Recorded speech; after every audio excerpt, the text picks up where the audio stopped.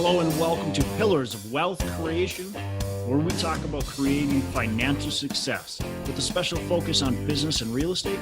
I'm your host, Todd Dexheimer. Now, let's get to it. Again, I'll tell you why. They feel that way. Because they almost feel like the price of admission is too high. Yeah. And so most of the people I know are saving their way into investing, which is impossible.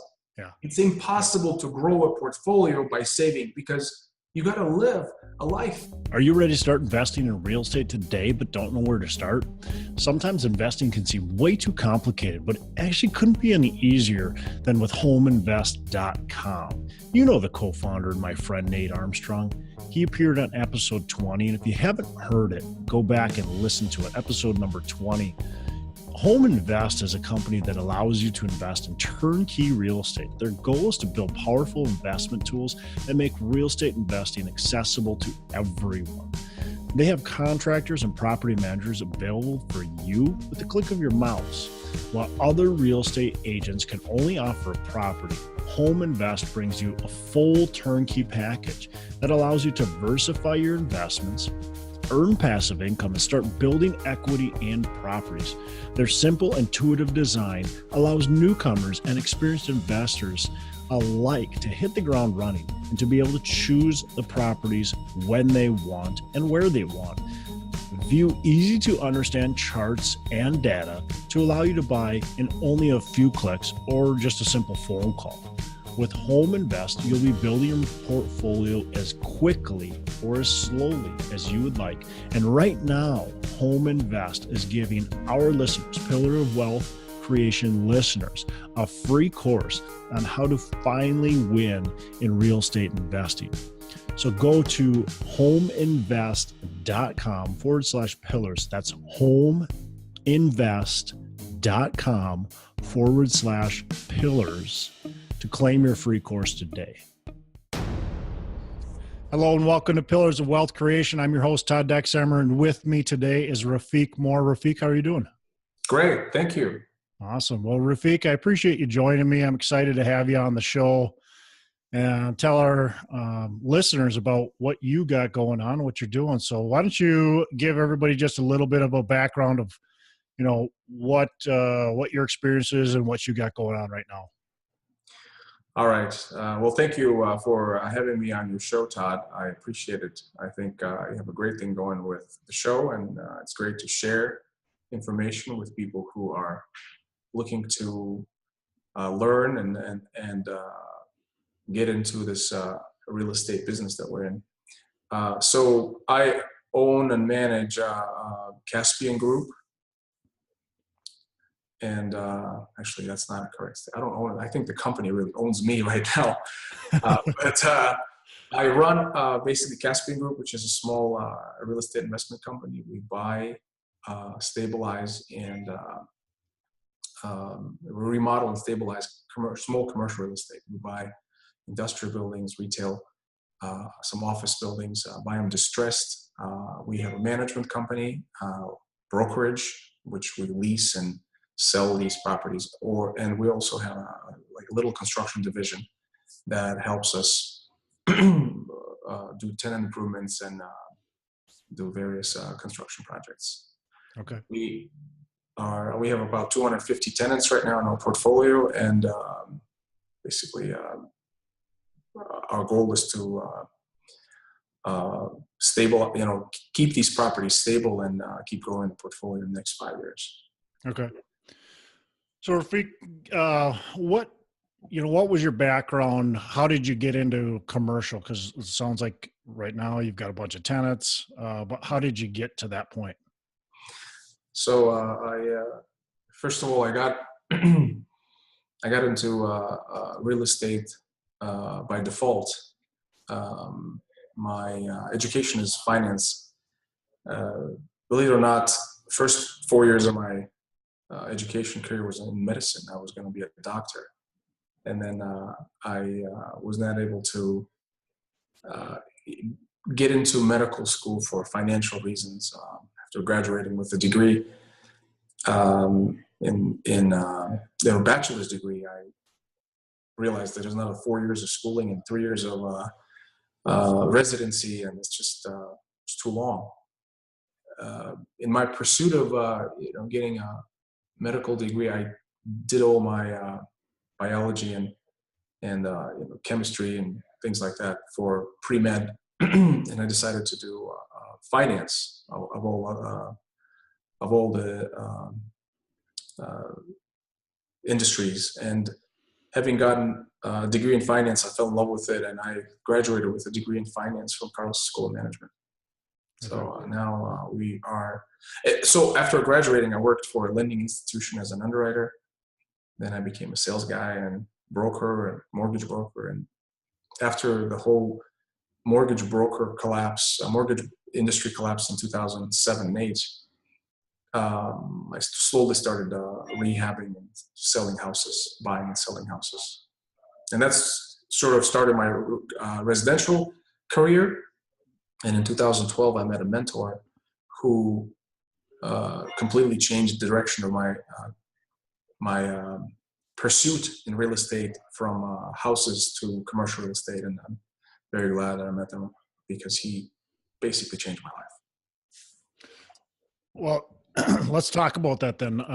So you're doing flips, and I knew you back in, I don't know when we met first, but during the flipping days where you were flipping a lot of houses, I was flipping a lot of houses. I know you're buying and keeping a lot of those houses too. So you had a bunch of rentals. I think you told me one time you wanted, 100 single families or something like that. And then, but the light bulb went off. So talk to us about, this mentor and how did the light bulb go off and what changed? So it's interesting how I think we're all a product of having watched too many late night infomercials from Carlton Sheets and Robert Kiyosaki and all that stuff. So in my pursuit of financial independence, I thought if I have 100 homes and each home provided $300 of positive cash flow a month, it would be a nice living, $30,000 a month in passive income. Yeah. What I didn't know at the time is that if you have $30,000, if you have 100 rentals, you will have basically 100 problems you have to solve on a monthly basis. And in housing, you don't necessarily deal with a lot of people who are super successful. People who rent homes are generally not exactly, multimillionaires. So you deal with people who are, while they might be good people, they're just struggling through life, because in the United States of America, with all the lending and all the credit available, anybody who has a good education and good job can buy a house. So what I didn't see, and my mentor opened my eyes to it, he says, look at your tenants and look at my tenants. Your tenants are all, they're not very successful, and my tenants are all business owners. And if you just analyze that, you surround yourself with a whole bunch of people who are not very successful versus I surround myself with a whole bunch of successful people who want to grow and run businesses. By sheer, difference in mental, I wouldn't say quality, but capacity of these tenants, you will have a better business. And he was right. The other thing I liked about commercial real estate is the fact that the leases are longer. Most leases are 3 to 5 years, and in residential, every 12 months, you got to re-tenant the space. And I was so tired of taking a property back that I remodeled, and I have to spend another $10,000 to $15,000. Well, my $300 a month amounts to $3,600 of cash flow profit. But when they remodel, when they destroy your property, you come back and basically are in the hole. And that was the most frustrating thing about owning houses, especially, we had a lot of houses in not so great neighborhoods.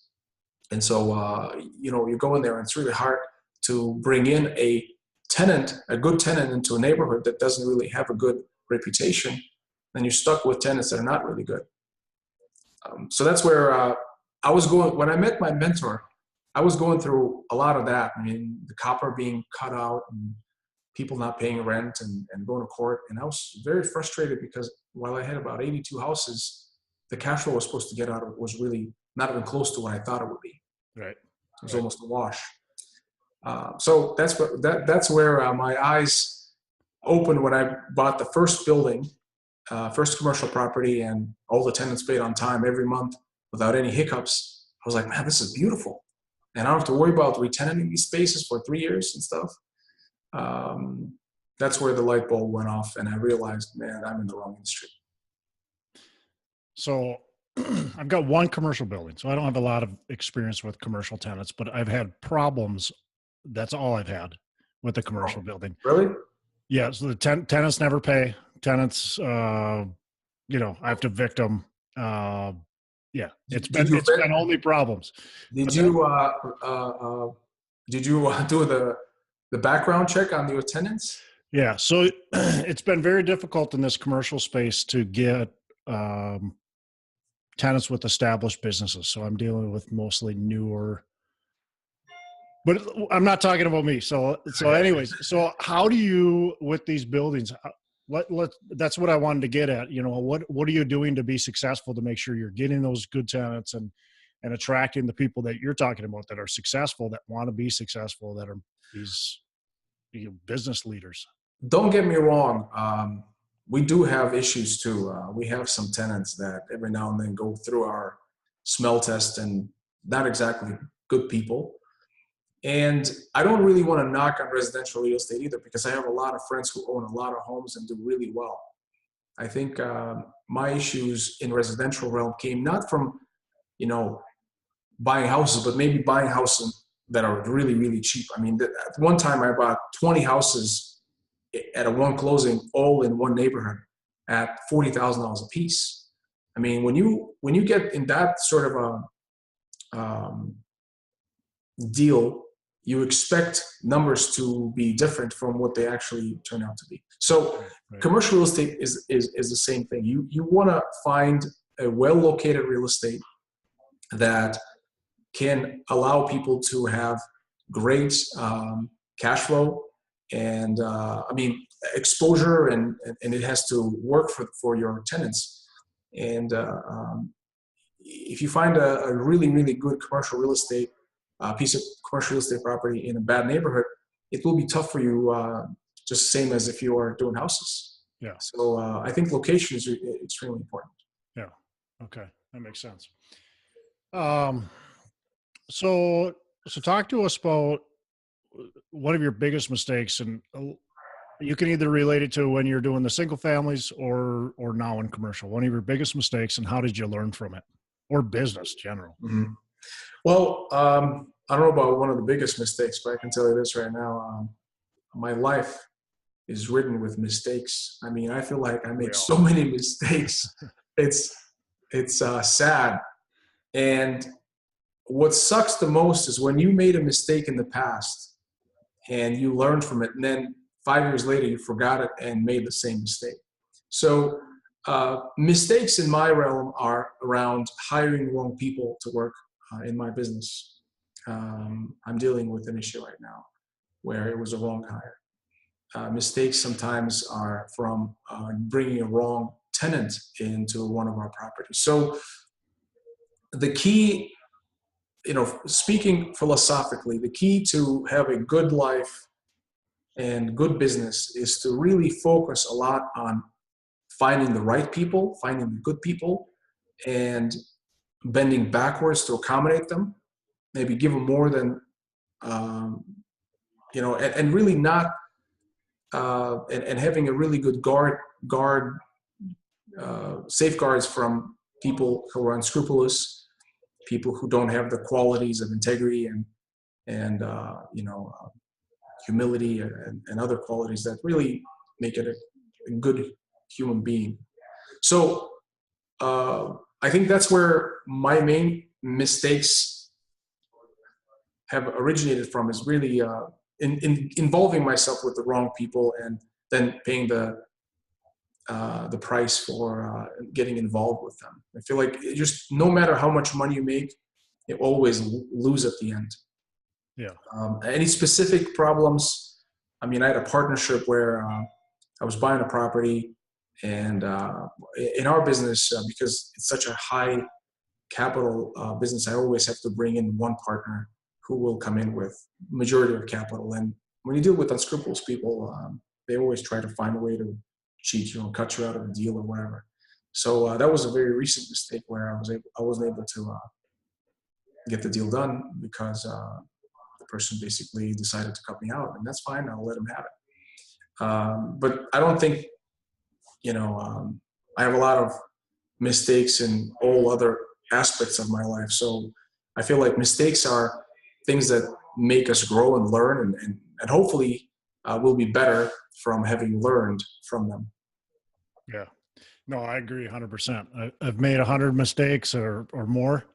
And yeah, you got to grow and learn from them. So let's talk about, you mentioned about getting capital for these deals. And obviously anybody listening that's doing real estate understands that, getting capital from deals. So let's talk a little bit about kind of your philosophy on that, and how do you get these deals taken down and continue to grow?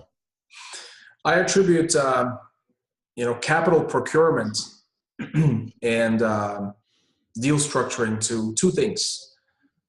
First of all, you have to have the skill. You have to know what you're doing. You have to understand apartments in your case and know them, really, really well, know exactly the kind of rents you can get, understand the market. And skill comes from basically being a master of your game. And that's only half of the battle. The other side of the coin is having the right philosophy. I think many people cut themselves or shoot themselves in the foot when they try to, when they are dishonest with their investors, with people they do business with, be it vendors, contractors, subcontractors, or whatnot. So I think being a decent human being and sticking to values like integrity and humility and hard work ethic and commitment to excellence are all the things that are extremely important in growing as a business. I mean, I know guys that are really successful, but because they have bad, people who could be successful, I should say, but because they have a bad philosophy, their skill is useless because nobody wants to do business with them. Right. And there's a lot of guys like that, unfortunately, in our industry. And a lot of people that are very simple but don't have the knowledge, don't want to study, learn, improve themselves. And while they're good, good human beings, decent, hardworking, honest, they just don't have the skill.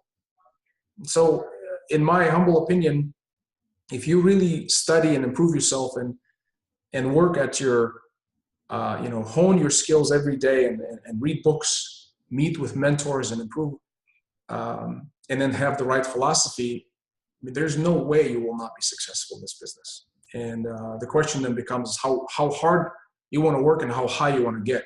Because, when you get to a certain level, money does not become a driving factor anymore. Making $300,000, $400,000 a year in income becomes easy for people who are in the same field, in the same industry for 10 years, for example. And then from there on, do you want to work more and make $1 million, make 10 million, make 20 million? Or do you want to make $300,000 to $400,000 and have a good life and spend time with your kids and family, etc.? Yeah. Does that make sense? Yeah, it makes perfect sense. I love it. So what drives you right now to continue or continue to grow your business or keep it where it's at? What's driving you right now? I was in that self-inquiry. I come to work every day at 7 or 8 o'clock. I leave home. I work 10 to 12 hours every day, and I keep asking myself, and I think what drives me is sharing. I really enjoy the process of sharing my, experience, knowledge, connections with people who want to grow and become successful. So I get calls all the time from people who say, I want to get into commercial real estate. Can you give me advice? And I like to help with whatever I can. So sharing and growing, we are, as a company, a small company today, and we kind of stick together and watch each other's backs, if you will, and try to almost have like a family type atmosphere. Part of it is really keeping this thing together. I mean, we have about 20 employees here, and I come to work to provide employment for my team and grow them, and they're all driven to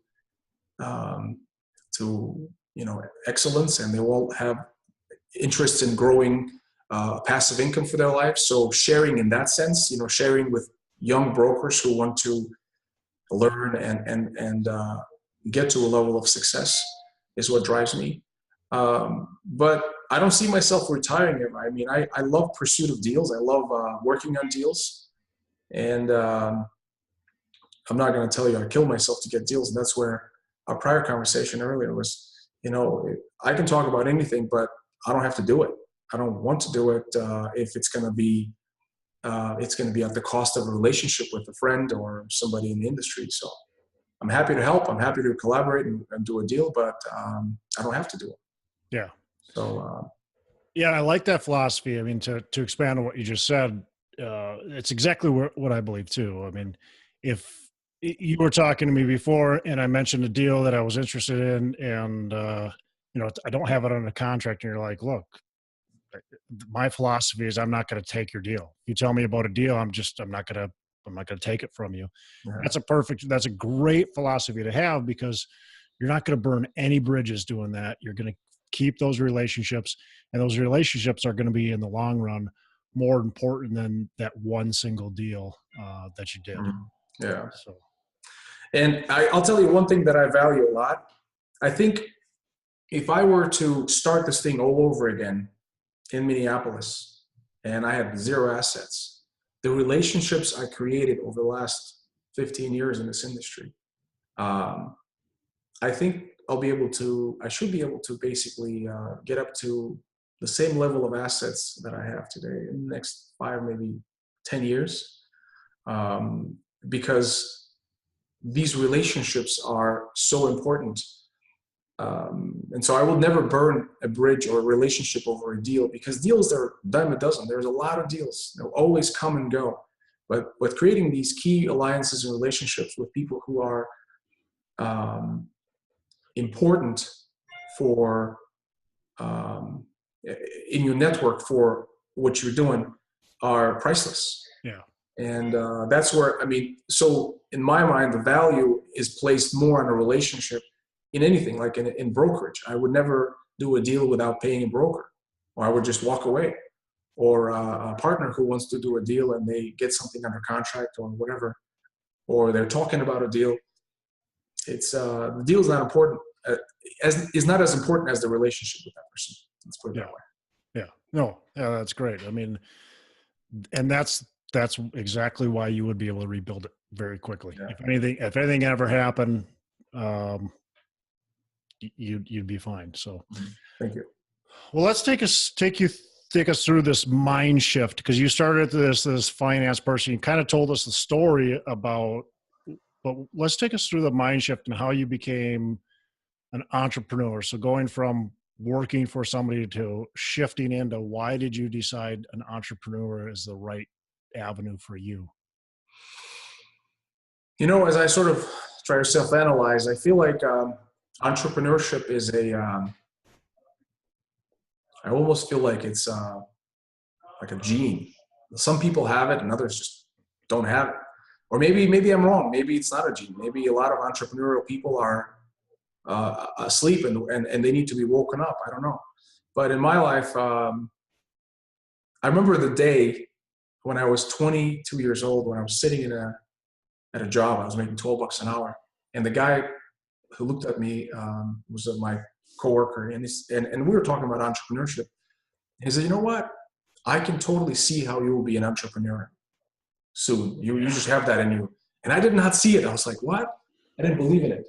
So I was like, "Man, if you can see it and I don't see it, that's pretty interesting." And looking back, I was totally not an entrepreneur mindset at the time. I just basically, I wanted to have a stable salary and I remember at the time I wanted to make $42,000 was my peak of excitement. But if I make $42,000 a year, man, I've got it made. I can buy me a Camry. I wanted a Camry at the time. But looking back, yeah, I've always tried to improve, like read books and learn more about a particular subject matter. And um, I don't know, entrepreneurship is an extremely, I, I was asked recently by a good mentor of mine. He says, would you wish your life to your son? And my knee-jerk reaction was like, yeah, of course. But then I sort of I thought about it for a second. I said, you know what? No, I cannot say that I wish my life to my son if he doesn't want to be an entrepreneur. Because if you don't have that mindset, we have zero sense of security. We don't have, we can be wiped out tomorrow. Economy tanks, rates go up. We're basically on the street. And not everybody can live with that. And so it takes a certain mental state. It takes a certain, I look at some of my friends that are bankers and make $100,000 a year, and they're happy. They go travel and they go to their jobs every day, and life is good. And they don't have a care in the world. They're doing some investing on the side. And sometimes I think, is that a better life?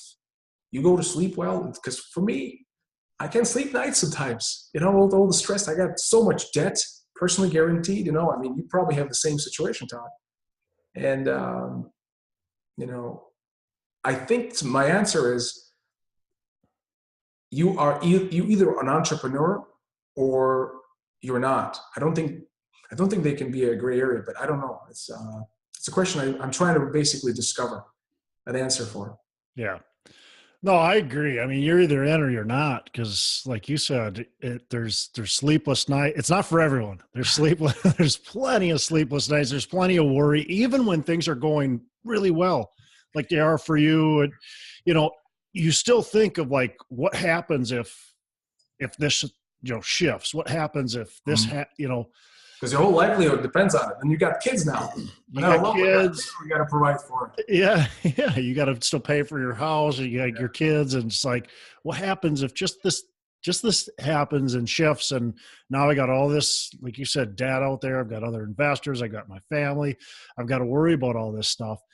Even though you're doing really well today, you still think about it all the time. So there's a burden. And when you're working, like you said, as a banker, making $100,000 a year, there's no burden. Yeah, you basically know the salary is always going to be there. Yeah, every 2 weeks or whatever. Yeah, and there is a nice cushy 401k and IRA and stuff that's keeps accumulating over time. Well, there's 30 other banker jobs available if you want to move. So if I ever fail, that will be my fallback. I'll be a banker. That's actually one of my nightmares, that I'll fail and I'll have to go and get a job. Believe it or not. Well, you know what? But that's a good thing to understand that you can do, at least in my mind. And my wife asked me, not too long ago, she was nervous because I made this shift from mostly single family to now buying only apartment buildings. She's like, what happens if things don't go well and everything kind of goes away? And I said, well, first of all, it's not going to happen. But if it did, I could go get a job tomorrow and I could make $50,000 tomorrow. Easily, yeah. I'm a really good maintenance guy, by the way. If I ever lose it, I can totally work for it. I'm good. I've realized I was on the roof the other day. Man, I'm good. There you go. So that's the thing is you don't want to. That's not the goal, but there's always that fallback if you need.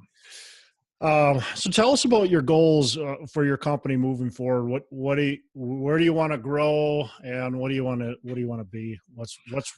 So we sort of are rolling out a new program. We want to attract brokers, creme de la creme of broker community. We want to have about 10 brokers who will be driven, who will have all of the characteristics we look for, like integrity and humility. And we want to involve all these brokers in deals with us.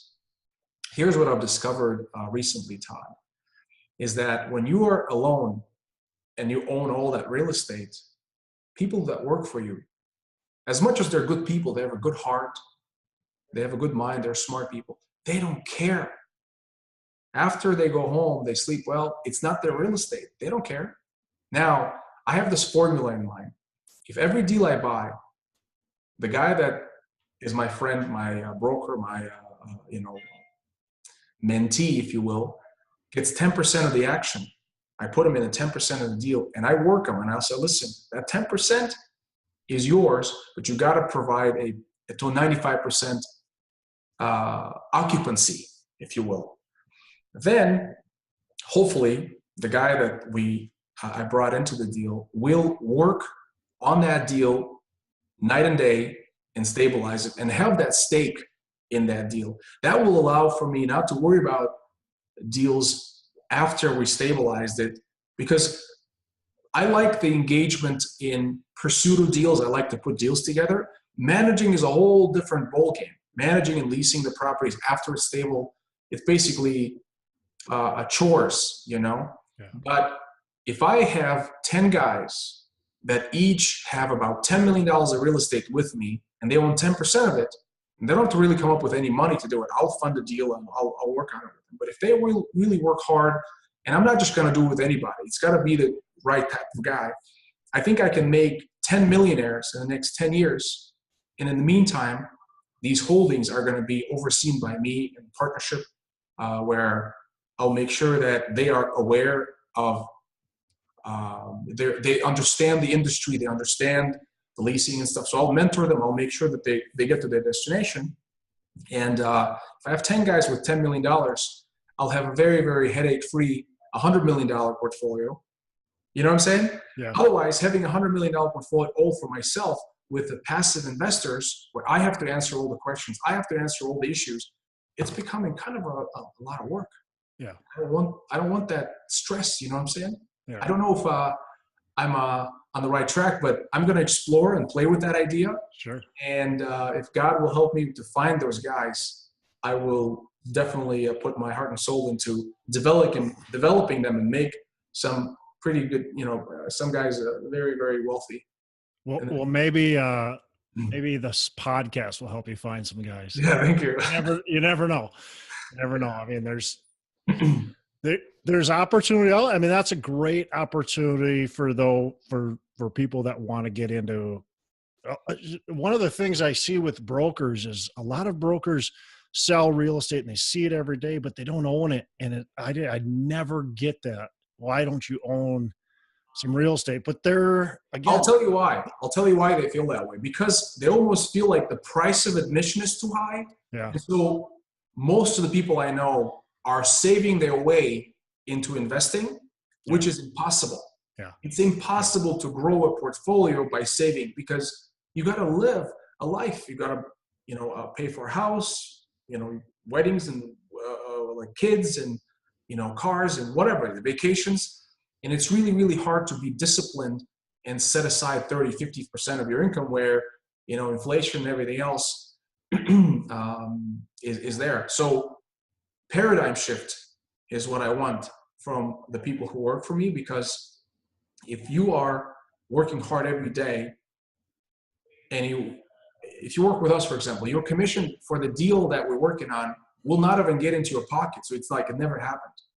But you will get, instead of getting a cash in your bank account, you will have equity in the deal. And you can still close other deals and have a good lifestyle and pay your bills and stuff, but you can set aside, similar to like a 401k, but on steroids. Within 5 years, you can set aside, $500,000, $1 million of equity, and you're all set. Yeah. Yeah. No, so that's what I'm thinking about. I love it. I love the idea. I think it's fantastic. Help both you and these brokers grow. So, yeah. Okay, cool. So you talked about some books you like reading. What's either one of your favorite books that you can share, or a book that you're reading right now that you really like? So recently I've stumbled upon a book by Ray Dalio. Yeah. Called The Principles. Yeah. I really love that book. It's an amazing collection of principles that Ray Dalio used to build his business and and basically his life. Ray Dalio is a billionaire. He's a self-made guy. Yep. And he is a rock star in the equities world. He runs the largest hedge fund, and his hedge fund is so large that the hedge fund after him is 3 times or half the size of his, and he's the highest, biggest. Bridgewater and Associates is the company. Yeah. And I love that book, and I listened to it on Audible. I've been listening to it over and over again because I think it's just filled with a lot of nuggets of wisdom, and he kind of breaks it down to almost activities that you have to be involved in to be successful. And I love that book. Otherwise, I try to read a book a month or listen to. I sometimes read a book or listen. I've recently been listening and reading actually a book called Extreme Ownership by these guys. Sorry. A division of Recorded Books presents the 48. Sorry about that. I was going to find the book and I pressed the wrong button. My bad. But anyway, so these Navy SEALs, right? Yeah. Extreme Ownership. They have written a book about. I got that book. And they sort of connected that, being in the battlefield and owning your mistakes and owning your decisions where your life depends on it, or life or your crew depends on it, and applying it in the corporate world is so amazing. I love that approach, and I'm in the middle of that book right now. Okay. Extreme Ownership. Cool. All right. I got a couple more for you here. What's one daily habit that you do to help you with your success? Daily habit. Well, I'll tell you, one of the things that I do on a daily basis, and I want my guys to do it, is organize your thoughts and organize your day before you start it. Yeah. So we are bombarded by small tasks on a daily basis. I mean, a million things you got to do. And if you don't sit down and clear your mind for 5 minutes and write it all down, it's hard. It's very easy for a day to go by, and by the time you finish the day, you haven't touched all these tasks. So on a daily basis, I sit down, write it as soon as I come to the office, or if I don't work from the office, if I'm out of town somewhere, I write down everything I got to do that day in the order of priority. And basically, I go down the list in executing all the tasks, and it's been pretty good for me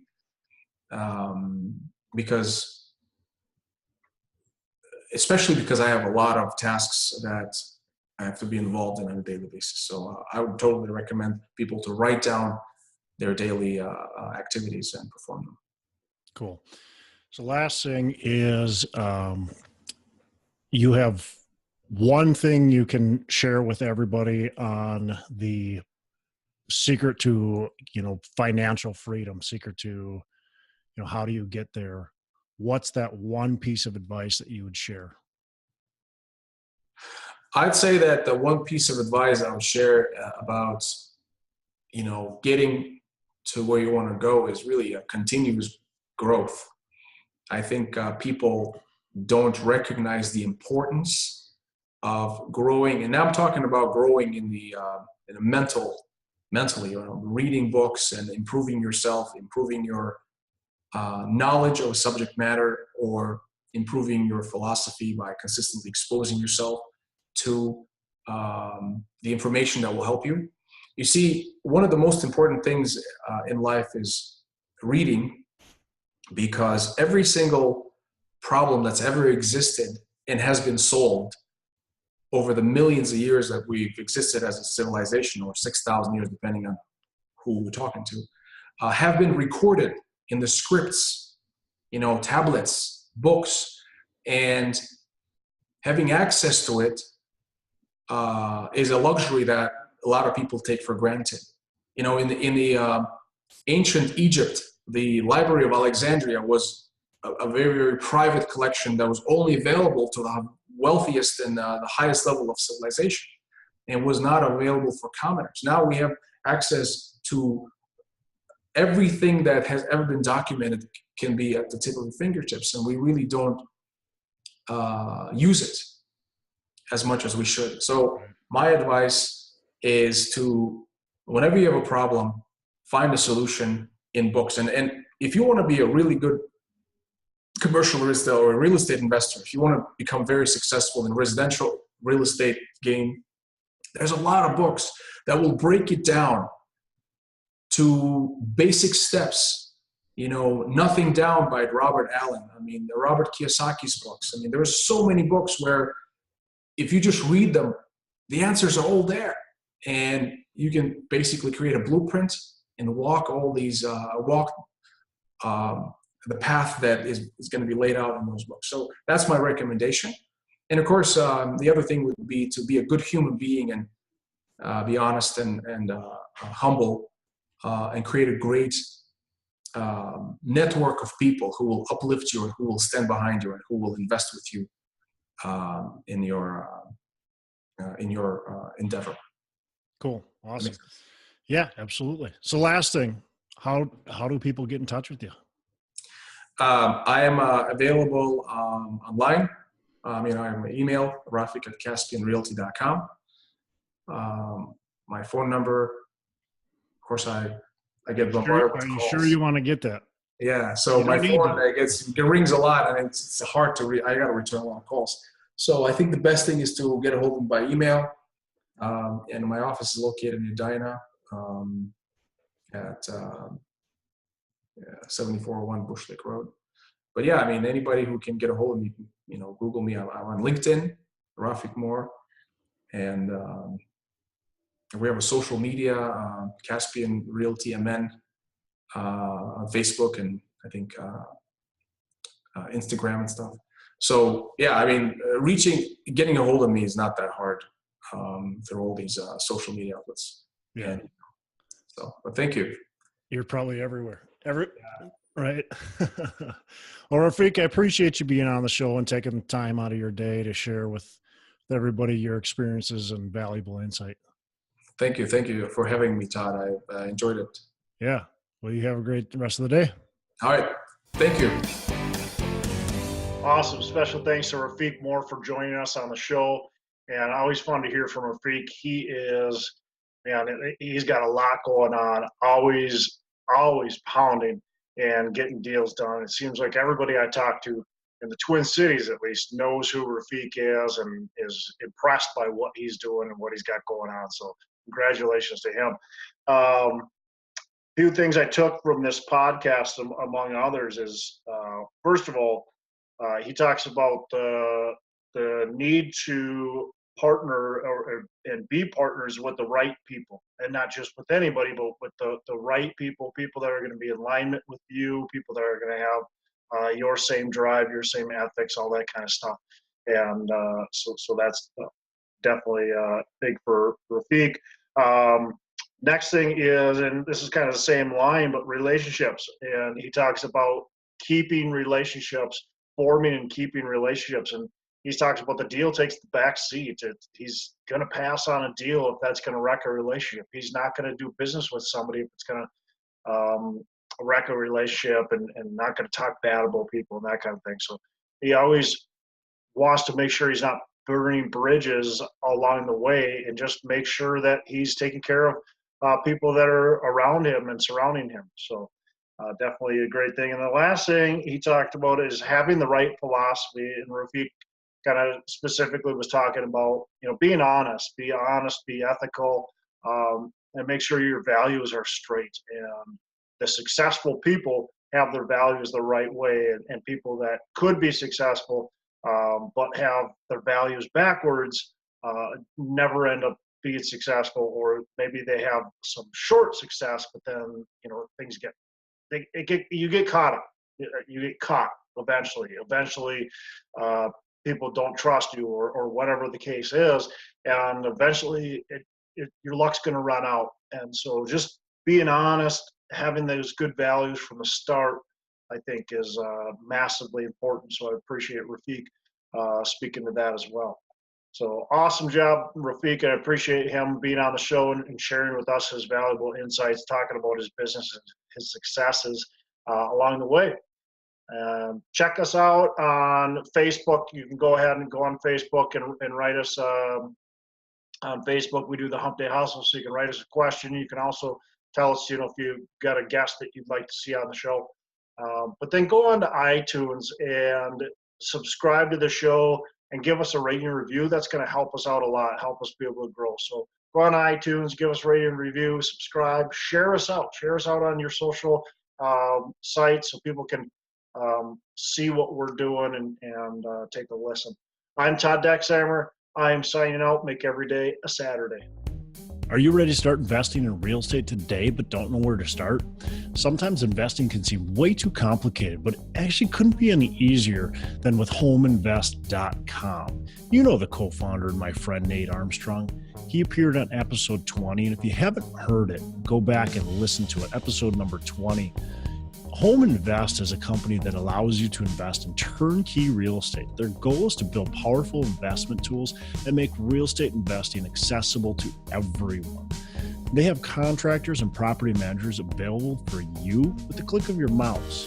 While other real estate agents can only offer a property, Home Invest brings you a full turnkey package that allows you to diversify your investments, earn passive income, and start building equity in properties. Their simple, intuitive design allows newcomers and experienced investors alike to hit the ground running and to be able to choose the properties when they want and where they want. View easy to understand charts and data to allow you to buy in only a few clicks or just a simple phone call. With Home Invest, you'll be building your portfolio as quickly or as slowly as you would like. And right now, Home Invest is giving our listeners, Pillar of Wealth Creation listeners, a free course on how to finally win in real estate investing. So go to homeinvest.com/pillars. That's homeinvest.com/pillars to claim your free course today.